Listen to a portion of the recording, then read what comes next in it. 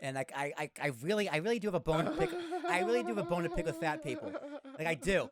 And like my point on fat shaming. Fat shaming does work.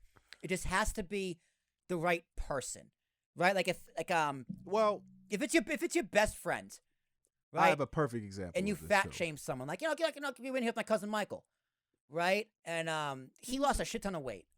Yeah, he's a little overweight, but I wouldn't. He's not like a fat guy compared to what he was. He's not like compared to what he was. He lost a lot of weight, and right. when he was big, I remember I fat shamed him a little bit because I love him and I want him to be better. And every time I see him now, I make sure to tell him how great he looks. Right. It works both ways. Keep him going. Keep him going. Exactly. Keep him going. It's like if I'm fat shaming you, it's because I want you to be better. I want you to be healthier. I want you to live longer. I want you in my life longer. But you gotta know your audience, right? There's other fat people in my life. It's just like I just don't love you enough. And that's just the honest truth. It's like you're really fat, but I don't care to have that argument with you. Like I don't care that you're really fat, right? It's like that sounds bad. Like we're a great friend, great guy, but it's just like, man, I just don't care to fat shame you because I don't think it's gonna get anywhere, and two, it's just like whatever. I think the most effective fat shaming, but it does work, is coming from other formerly fat people. Explain. So, there's two people. Not going to name their names. One of them was large, big, huge, even. And their family. The second person is family with the huge person. Mm-hmm. Now, the second one, she got pretty big too. Not huge, but pretty big. But the first one, the huge one, so messed up. I'm calling them huge and like slightly.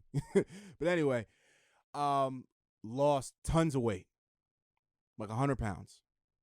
And like 10, 12, 15 years older than the other, and is looking at the one who's just starting to get big, and it's like, yo, fat shaming a little bit, get it together.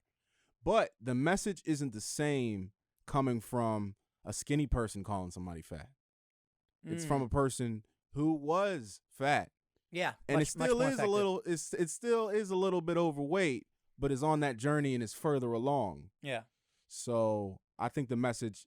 This is like the other question I think last week. What's more important, the message or the messenger? Yeah, the messenger. In that case, definitely the messenger. Definitely the messenger, for sure.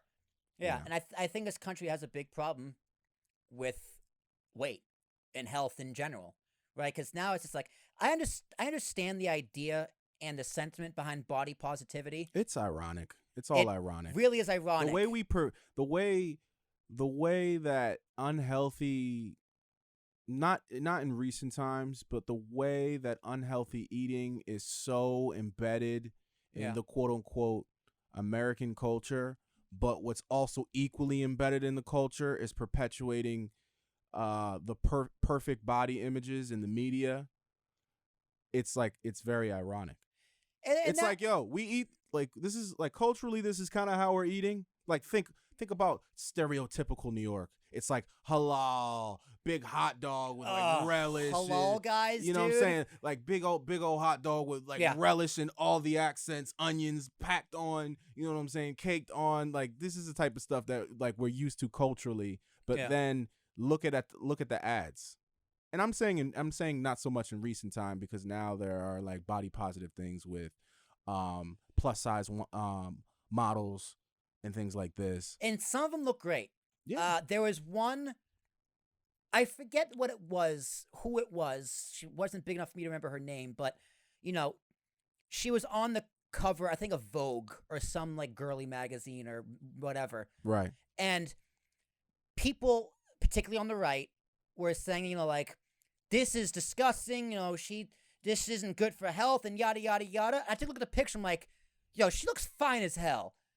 Like, she looks really attractive because she wasn't even fat. She was full. She looked like she looked like an actual fucking woman. Right. Like, she looked like a real person. Right. Right? It's just like, not a teenager. fat shaming can go too far to the point where it's just like, no. Well, it's also It's like, it's also is she big? it's I a mean, huge subjectively, maybe. it's a huge cultural thing. Yeah.